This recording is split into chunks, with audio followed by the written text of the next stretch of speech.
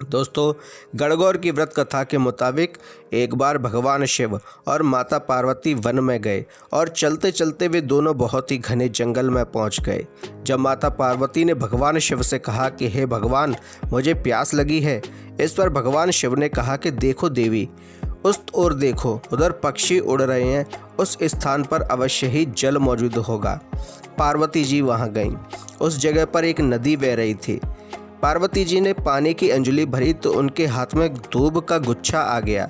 जब उन्होंने दूसरी बार अंजलि भरी तो उसमें टेसू के फूल उनके हाथ में आ गए और तीसरी बार अंजलि भरने पर ढोकला नाम का एक फल उनके हाथ में आ गया।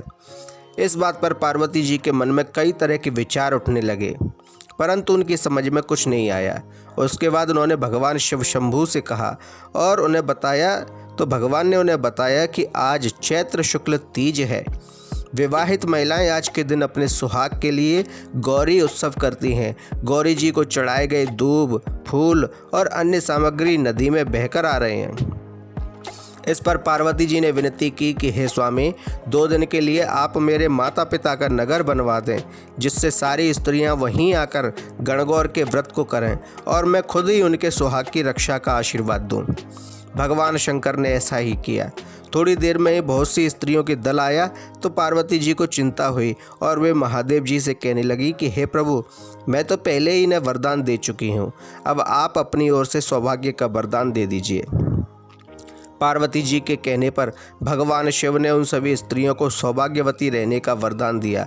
भगवान शिव और माता पार्वती ने जैसे उन स्त्रियों की मनोकामना पूरी की, वैसे ही भगवान शिव और गौरी माता इस कथा को सुनने, पढ़ने और कहने वाली कन्याओं और महिलाओं की सभी प्रकार की मनोकामनाओं को पूरी करे।